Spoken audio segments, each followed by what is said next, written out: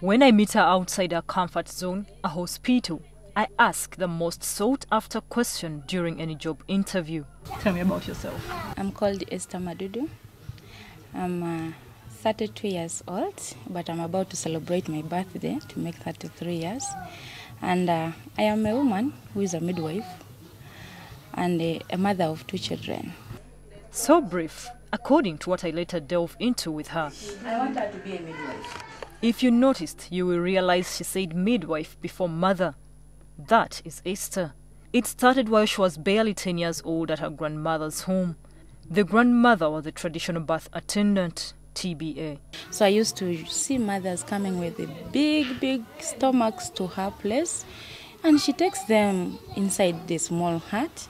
One day she witnessed the birth of a baby and thus began a fascination with helping women to deliver. My first question was that, Jaja, who taught you to do this? So she only told me that, no, for your case, you have to go to school. Study she did, right from primary school. Shortage of funds for further education led her to a training school for nurses and midwives. As girls go to play, as girls go to sing, I could only go and follow midwives, watch how they were doing. So my practical work was perfect. In 2000, when she completed her training, she was offered a job by a retired midwife who had established a maternity home in Kachumbara in Bukedia district, then Mbale. After a year, she joined Kumi Government Hospital, where she worked diligently for 4 years with communities in remote areas. She later joined the Tiriri Health Center for Insoroti as a permanent government midwife. She has worked at some health facilities where all is not rosy.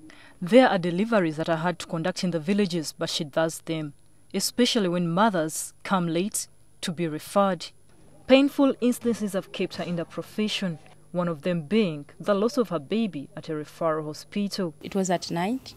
A midwife who was on duty had gone to theater with the doctor to save a mother who had ruptured the uterus.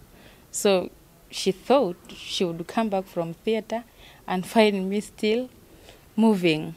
Another factor that prompted her to take up this calling was the death of a TBA who could not get a C-section because the doctors were off duty.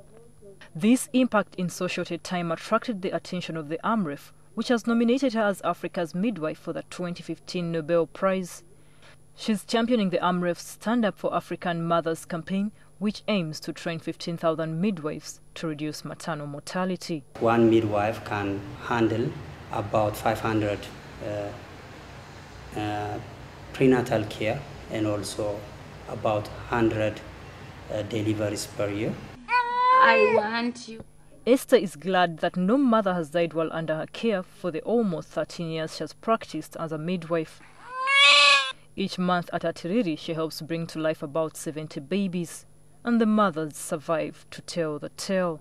She believes increasing the number of midwives, involvement of men in reproductive health are key factors in realizing Millennium Development Goal 5 of improving maternal health by curbing the deaths. She also believes in hospital deliveries despite the fact that her source of inspiration, her grandmother, was a traditional birth attendant. We looked at a situation where a TBA is not having any medicine to stop bleeding. A TBA is not having any skill of delivering a breech. A TBA is not having any skill of removing a placenta manually. So our government adapted the system after AMREF trained these VHTs in my district. So the government now adapted the system, put these TBAs to be our VHTs members. Esther believes she deserves AMREF's nomination. I may not be good 100%. Nobody can say you are good 100%. It's doing a good job for our African women, and we don't want to go back to the olden systems where women deliver on the roads, where women are neglected. Family moments like these are very rare for Esther. In fact, she had to sacrifice her children for her job because it requires her to be there 24 hours. It is what she chose. I gave my children to my mother because I had no time for them. I had no time to supervise a maid. Aside from commuting to remote areas, this is also one of the many reasons the Selfless woman gives for being considered a candidate for the Nobel Peace Prize nomination. It would be a worthwhile prize to pay for her broken family.